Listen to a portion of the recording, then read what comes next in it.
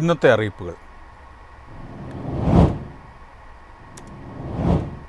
രാജ്യത്ത് 72,300 EV charging സ്റ്റേഷനുകൾ സ്ഥാപിക്കുന്നതിന് കേന്ദ്രം മാർഗരേഖ പുറത്തിറക്കി. പദ്ധതി 2,000 കോടി രൂപ ചെലവിലാണ് നടപ്പാക്കുന്നത്.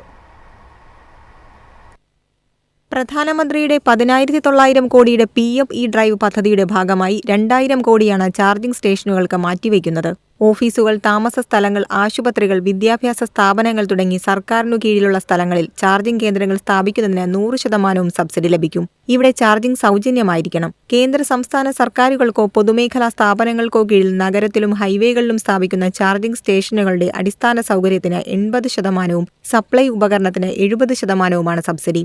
റെയിൽവേ സ്റ്റേഷനുകൾ, എയർപോർട്ട് അതോറിറ്റി ഓഫ് ഇന്ത്യയ്ക്ക് കീഴിലെ വിമാനത്താവളങ്ങൾ, സർക്കാർ ബസ് സ്റ്റാൻഡുകൾ, മെട്രോ സ്റ്റേഷനുകൾ, പാർക്കിംഗ് കേന്ദ്രങ്ങൾ തുടങ്ങിയ സ്ഥലങ്ങളും ഇതിൽ ഉൾപ്പെടും.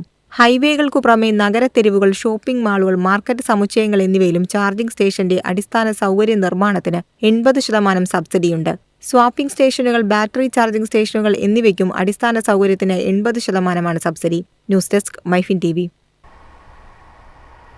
ഒക്ടോബർ 1 മുതൽ സ്പീഡ് പോസ്റ്റ് അയക്കാൻ ചെലവ് കൂടും.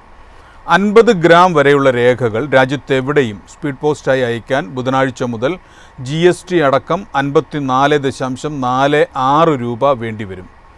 18% GST അടക്കം നിലവിൽ 41.30 രൂപ മതിയായിരുന്നു. ലോക്കൽ ഡെലിവറി 50 ഗ്രാം വരെ തൂക്കമുള്ള സ്പീഡ് പോസ്റ്റ് ഉരുപ്പടിക്ക് 22.42 രൂപ നൽകണം. നിലവിൽ ഇത് 18 രൂപയായിരുന്നു.